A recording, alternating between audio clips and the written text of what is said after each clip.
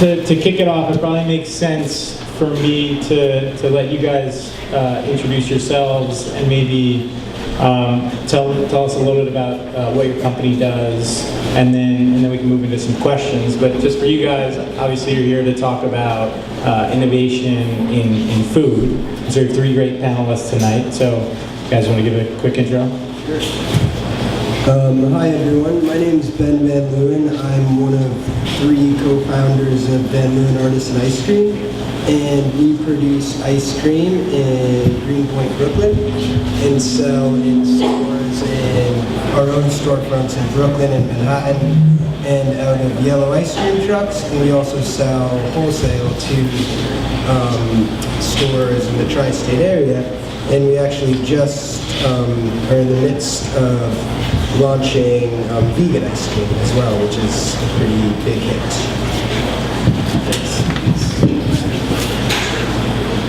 Can everybody hear me? Is that better? Okay, my name is Matt Salzberg. I am the CEO and one of the co-founders of a company called Blue Apron. We are an e-commerce company and a food company. We basically try to make cooking fun and easy for the world. So we go out and we have a test kitchen team at our company that creates original recipes every single week. And we go out and source in bulk at wholesale all the ingredients people need to make those recipes in the right amounts and ship them to your homes. So literally you have a really easy cooking experience. It shows up, everything you need in the right amounts, plus recipes, step-by-step instructions with photographs. And the idea of our company is to teach people new things about food and about cooking, which is something that we obviously care a lot about. Great. You guys hear me? Hi everyone, my name is Matt. I'm from Wholeshare. I'm one of the co-founders of Wholeshare.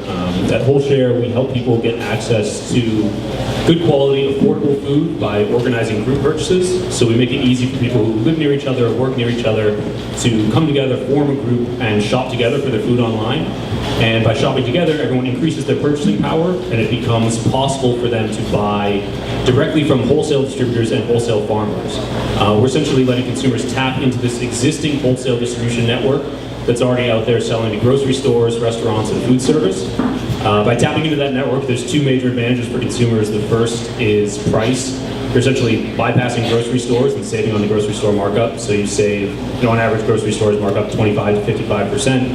So there's a lot of savings in the model. We do it in a way that doesn't shortchange producers. And the second major advantage is access. So for people who live in areas that don't have access to good quality, healthy, affordable food, this model lets them start working with other members of their community, pull together their purchasing power, and start getting healthy deliveries into their community very quickly. Awesome. So over the last year or so, we've been seeing a bunch of food tech companies come in and pitch us. So there's been sort of what we're seeing as a food tech boom. What do you guys, so I think we made about 4 investments in that area in the last 12 months.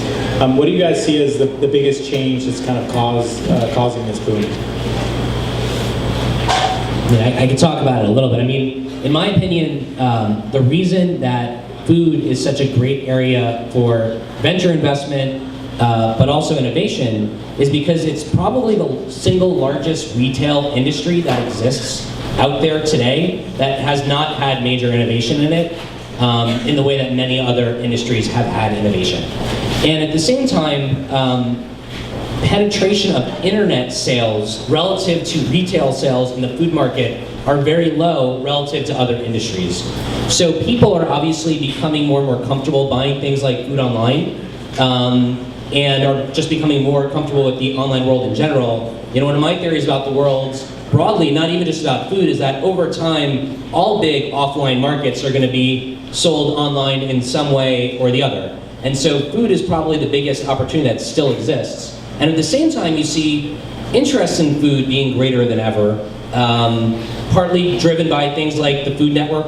Everyone wants to be a celebrity chef. Everyone's interested in where their food is coming from. People are trying to be more healthy. And there's also this movement of people who want to do things themselves more. A lot of VCs call it the maker movement. I don't know if it's quite a movement or not, but people are increasingly trying to get back to basics and want to do things for themselves. They find it fun, they find it fulfilling, and cooking at home, in particular for us, is one of those major trends. Yeah, I couldn't agree more. To reiterate some of what Matt just said, it's kind of like food is the sort of frontier of e-commerce right now, and it's one of those big untapped markets that's still out there. It's a huge, huge market, and a lot of folks are starting to look at that now and realize there's a lot of potential to disrupt that space. There's a lot of huge problems with the way our food industry is run, particularly around distribution and production, and for some numbers like Matt was talking about, there's really only around 1% of food is sold online right now of total food sales, and there's, you compare that to any other kind of consumer market like books, apparel, electronics, those are in the 20s, 30%. So there's a lot of space, a lot of room for improvement in terms of online food sales. I think a lot of investors are taking a look at that, realizing there's this huge untapped potential there.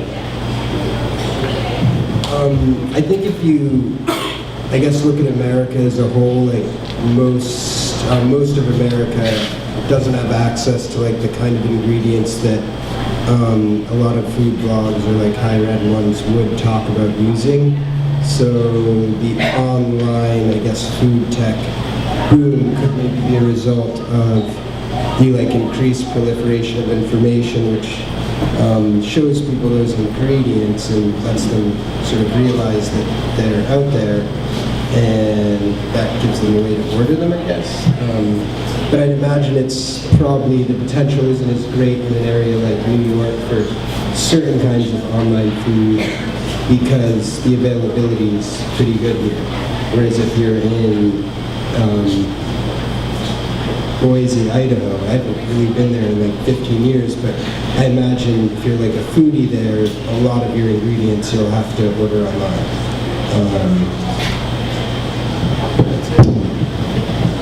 So we look a lot at brands at Lerer Ventures. So we're really interested in sort of direct-to-consumer brands and acquiring customers directly. How do you guys think about building your respective brands in the food space? So building a brand, whether it's direct distribution versus through a distributor, kind of. Yeah. So how do you think about your brand as it relates to your end consumer? So when you're looking at building that, whether it's through marketing or through using some of the social channels, what do you think about as you go about making sure that people come to you to buy ice cream? I guess for us it's a combination of doing what we want to do with food and ice cream, which is a product that uses no stabilizers and just milk, cream, sugar, and eggs, and then very special flavoring ingredients. And then, so we that's what we want to do, and we want to keep it really simple and pretty low in sugar. But what we want to do never matches what the market wants and what's kind of most successful. So you kind of have to find a happy medium between okay, this is what we want to do, this will do that well. If we do exactly what the market wants, we'll make as much money as possible, but that wouldn't be any fun because we want to be doing what we want. So it's kind of a constant process of seeing kind of what works and what we like, and then making some sort of sacrificing our ideals, or not ideals, but our interests in food at some points. And then it's perfect when you make something that you love and the market loves it and it's the most popular thing. But is that kind of what we were after? Exactly. Okay, cool. Yeah, I mean, for us, brand is obviously really important in everything we do. We actually, it started at the very beginning of our company when we chose to name the company Blue Apron, and we did that very deliberately. For us, Blue Apron, chefs around the world wear Blue Aprons when they're learning to cook. And for us, it's become a symbol of lifelong learning in cooking. And that's the mantra of our company. We're trying to create a lifestyle business, of course, selling the recipe kits that we sell, built around this whole idea of learning and cooking, having fun in the kitchen, spending time with your family, and really enjoying that fundamental process, which is, you with food in the kitchen. And you learn something while doing it. So that's really important. We try to bring in ideas of being participatory in our branding. Tons of our customers, one of the things that's actually the best part of my job is seeing all the photographs that our customers take and submit on Instagram, on Facebook, etc., of themselves cooking our meals. Everyone in our office just loves that. We live on it, it's our crack. It's really cool to see experiences like that, and we try to make our branding have that same kind of participatory, confidence building feel for our customers. Yeah, for us, and I'm sure this is true of a lot of other e-commerce food sellers right now, the biggest thing really is trust.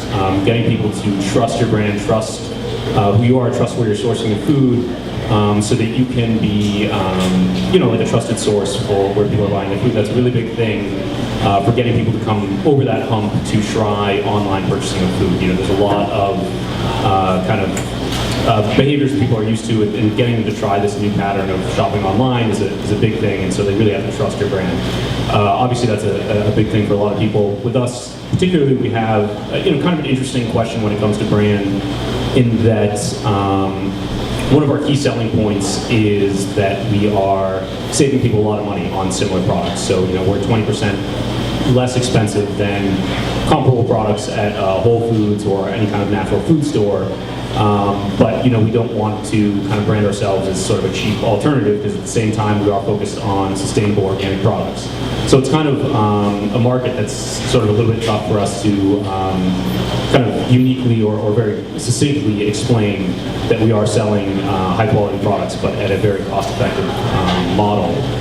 So that's something we struggle with a lot, and particularly given the demographics that we really focus on are more middle to lower income in sort of small cities, small towns, more rural areas. That's where we do our best, and where we places that have a lot of access issues. Those kinds of areas is where we get the most traction from our users. So that's kind of where we try to focus our brand. So I guess I think about brand and taste as sort of the front end of food innovation. If you think about logistics as the back end, what are some of the biggest challenges you guys face from a logistics perspective? When you have a perishable item that you're selling. I'm happy to answer that. Actually, one of the hard parts. So, food e-commerce is obviously a huge opportunity, but on the flip side of that, when you're starting an e-commerce business that sells something like widgets, you can outsource the entirety of your logistics to some other company when you get started. So that's why a lot of entrepreneurs have started off in, I wouldn't say the easy industries, but an industry where you can outsource all of your fulfillment, your receiving, your shipping to a company like a third-party logistics provider. In the food business, it's extremely hard to do that. We chose from the very beginning, day one, to do it all ourselves. Me, Ilya, who's over there, and our other co-founder, Matt, we're literally packing our own boxes with our own two hands for the first, couple weeks of our company in a small kitchen in Long Island City, because we were so obsessed with the quality of what we do. When you're a food business, you can't have bad quality, or else people will never trust you again. It's a product that they're actually you're buying it and putting it into your body.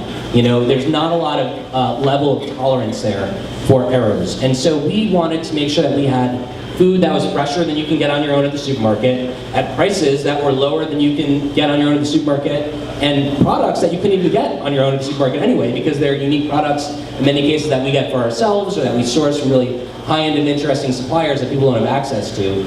And so for us, it was a no-brainer. We had to do it all ourselves from the very beginning, which was way harder than we expected. It involves having giant refrigerated warehouses, which are not easy to come by and very expensive to build. It involves having a lot of workers who can do the work in a food-safe environment, in a temperature-controlled environment, and you can't be sitting on inventory because it goes bad. We deal in a lot of things like highly perishable fresh herbs, and those things don't have a very long shelf life to them to begin with. We get them direct from growers in many cases, which adds to the shelf life relative to what you can get from the supermarket. But still, at the end of the day, there's not a lot of shelf life on your product in the grand scheme of selling widgets and T-shirts and whatever else you buy online. So all of those things combined just make it extremely challenging. But if you get it right, it's extremely rewarding because obviously that makes it a high barrier to entry. Yeah, I mean, we took a sort of different approach than that, in that what we've tried to do is really take advantage of the existing logistics infrastructure that's already out there. So we make it easy for consumers to tap into wholesale distribution channels that are already running, rather than building our own infrastructure on top of that. And what we really tried to do in that regard, our vision is to solve the last mile problem for food distribution. So if you think about the supply chain for food, grocery stores connect wholesale distributors to consumers, but in order to do that, they have really high expenses, they have really high overhead costs, particularly because of the perishability of food, which is an issue. The overhead costs are a lot higher than other retail markets. For, the reasons Matt was talking about, food's perishable. And so you think about grocery stores, they have these really high markups, really high overhead, all the expenses that go into grocery stores, like high electricity costs, spoilage of food, rent, employees, all that stuff gets factored into the final price of the food when you buy it. And what that means is final prices of food are significantly inflated over wholesale, and it means that grocery stores are really restricted in terms of where they can operate. They have to have these really pockets of really densely populated areas in order to get enough throughput in their stores to make their stores profitable. And so what we've done is really try to replace that heavy infrastructure of grocery stores with this network of lightweight, real-time drop-off points for food. So you can think of each of our groups as really just a drop-off point for food. And what that does is it allows us to connect consumers directly to this existing infrastructure of wholesale distribution networks, but we do it without all that infrastructure. And that means we can offer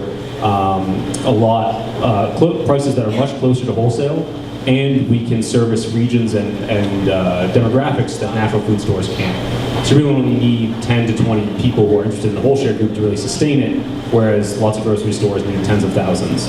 So we've tried to really leverage existing wholesale infrastructure that's already out there, existing logistics. So how do you guys, oh sorry, go ahead. So for us, perishability isn't an issue at all because ice cream's natural state is its serving state is its preserved state as well.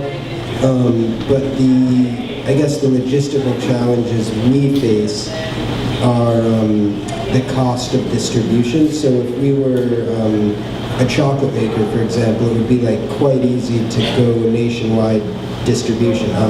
With ice cream, it's a lot harder because it's really expensive, and the ice cream actually needs to be at a very, very low temperature. It's different than a lot of frozen shippers. And I don't see how technology would improve that because the trucks are all combustion engines and there's less and less oil. So that cost will probably remain the same, but a lot of ice cream makers do, specialty ones do kind of ship their product across the country to directly to people's houses. And that's something that, I don't know, we kind of have always wanted to do that, but you have to put it in a very large styrofoam container, which is pretty terrible for the environment and ends up in a landfill. And that's also kind of an ongoing theme, I think, in a lot of food business. It's how do you make the decision on profit versus being okay to the environment. But I guess if technology created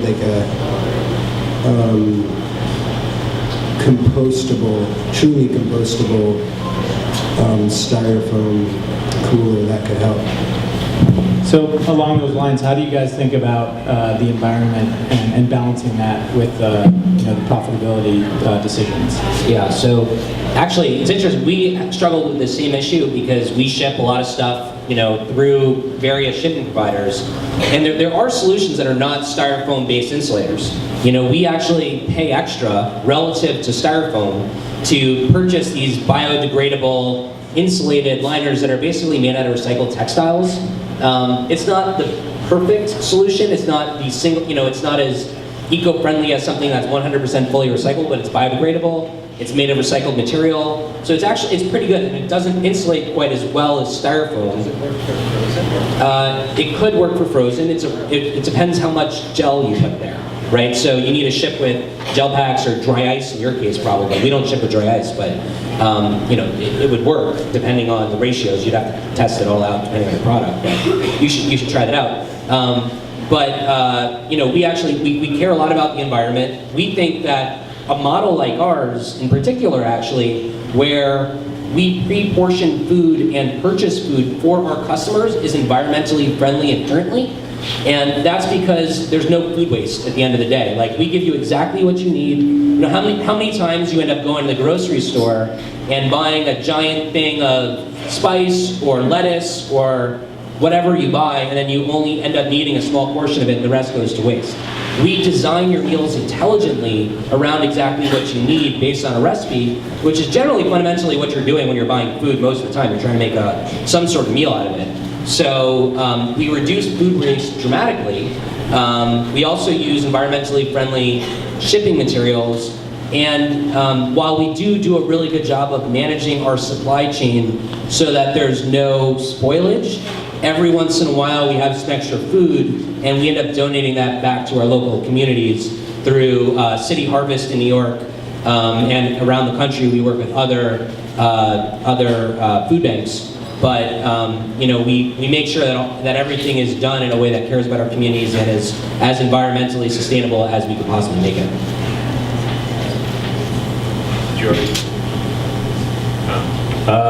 Yeah, so I mean, this is an issue that comes up for us a fair amount, in that, particularly when we're deciding kind of what products to offer on the site, which distributors we want to work with, which producers we want to work with, depending on their growing practices and where they're located. And it's a tough issue every time it comes up. It's not one that we necessarily have a thesis on, or something that we can kind of use to answer every question. We kind of look at them on a case-by-case basis.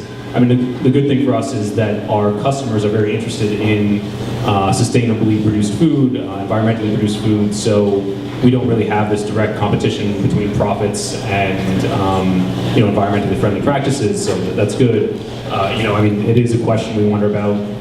We talk about sometimes, if all of a sudden our customers were clamoring for Doritos or Oreos, which is extremely unlikely to happen, or beef that comes from factory farms, what would we do at that point? Would we try to work with producers and suppliers who have that kind of stuff? And it's a tough question.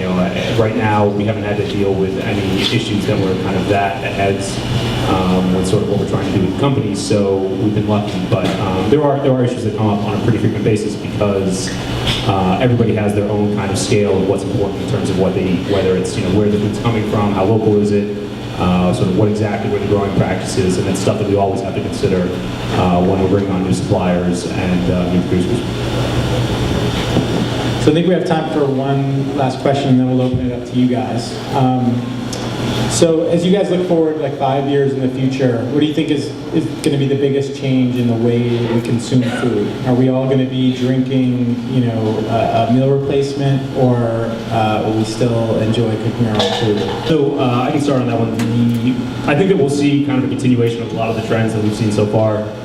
Number one, we'll see a lot more online food purchasing. It's kind of in a slow build, but Amazon Fresh is coming. It's coming pretty slowly, but it's definitely coming. And we'll see continued growth in direct-to-consumer sales, so a lot of CSA programs, a lot more farmers markets. I think that we're kind of closing in on when CSAs are kind of going to top off. I don't think that they're ever going to reach kind of this really mass market appeal that a lot of people thought they were going to reach at one point. And I think we'll see continued growth in organic and sustainability.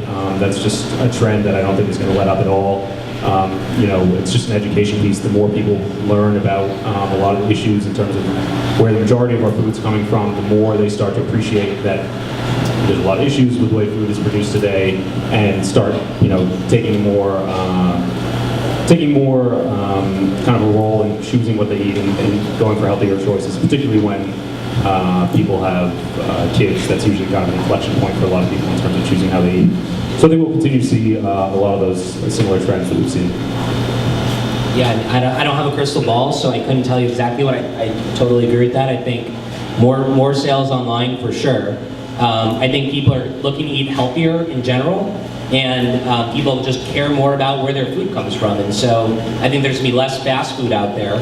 I think there's gonna be less takeout out there. I think people are more interested in cooking at home than ever. People are interested in eating seasonally and eating sustainably, and like I said, healthily.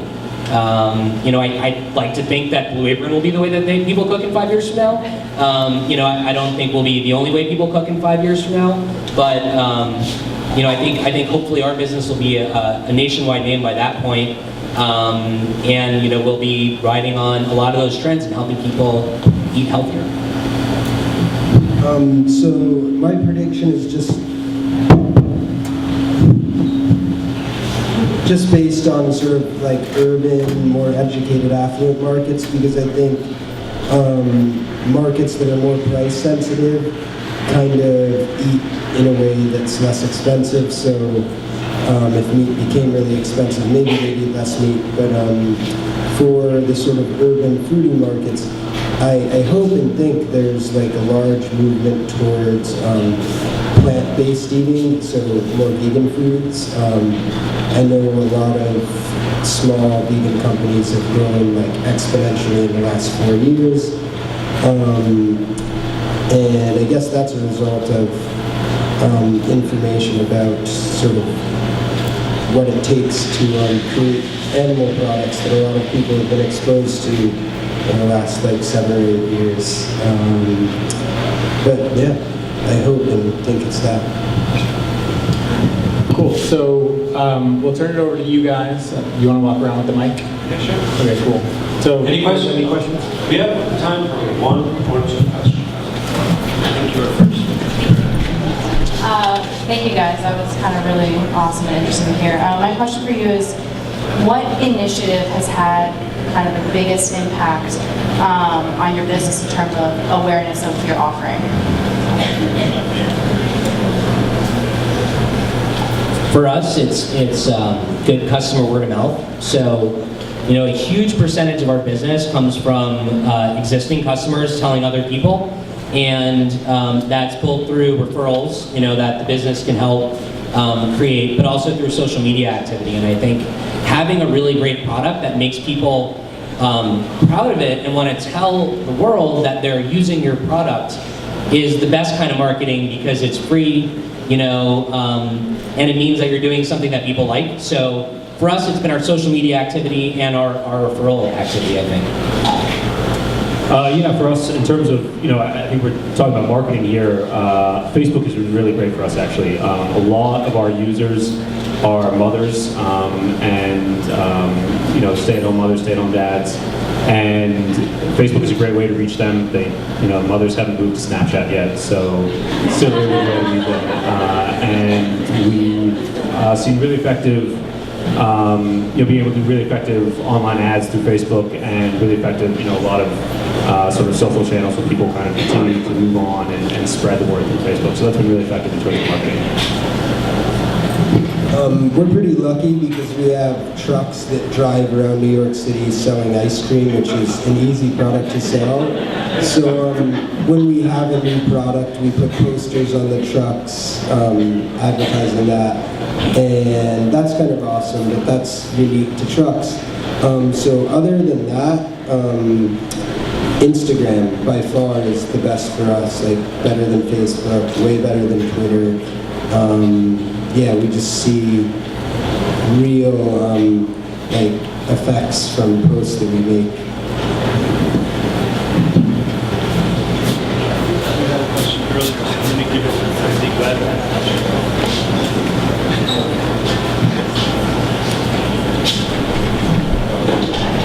So one hypothesis about the slowness of digital disruption in food technology has been that food is an inherently visceral and physical experience, and people like being able to go to the grocery store and see their food and their groceries, see the colors, smell it, put it in their carts. Has that been a challenge for you to overcome? Have you had to rethink how you present your website, for example, or how you show your products to kind of meet that need for a physical connection with the food? Yeah, that's definitely an issue for anybody selling food online, and that's one of the first things people ask about when you're selling food online. And I think it's slowly starting to change, like you said. These things are kind of slow to change, and it takes people time to change their habits. And it's that was the case for a lot of other things that people were selling online, like shoes and any kind of clothing. People thought, well, there's no way this is going to work for a long time, and they do change. And I do think that it's bound to change with food. And the biggest thing that we do to overcome that, to get people kind of over that hump of feeling a little uncomfortable or uneasy, is trust. So we're group-based shopping. So once you see that other people in your group are buying these items, it's a lot easier for you to kind of make it over that hump and think, oh, okay, well, people I know are already doing this, and it's a quick jump to do it yourself. And I think that the other thing that when people talk about that particular issue, I think that usually applies specifically to produce. When you're talking about, we sell sort of a whole range of products you would find at a grocery store. So, pantry items, shelf life stable items like pasta, olive oil, flour. If you know the brand that you like in one of those products, it's very easy to buy it online because there's not a whole lot of difference. You don't need to see, the specific box of pasta. So those items are a lot easier to kind of get people in the door. If you're not produce, and then once they see other people buying produce, it's a lot easier to bring them onto that stuff. Yeah, it's definitely an issue. Certainly when you're getting started, trust is a huge issue for any business that sells food online. There's a lot of things you can do to get over it. One is having really great photography. That helps with the visceral sort of reaction.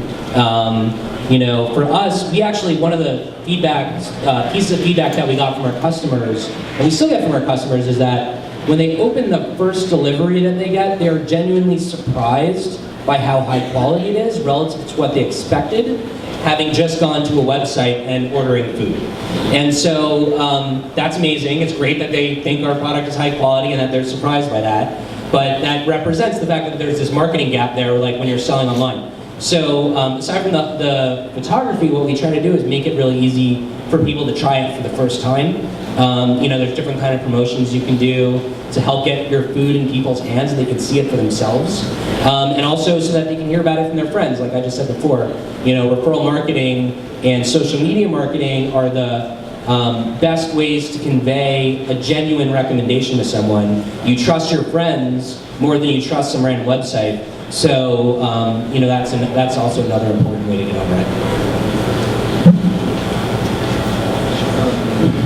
So I think even though we don't sell food online, it is kind of necessary to create a visceral experience online regardless of where you're selling the food, because that's usually the first, or not usually, but oftentimes the first contact with the customer. So you do kind of need to get them with that photography immediately, where 20 years ago you wouldn't have to focus on that as much. Though I am loath to do this, I have to cut off the questions right now. Everybody, please give a warm round of applause to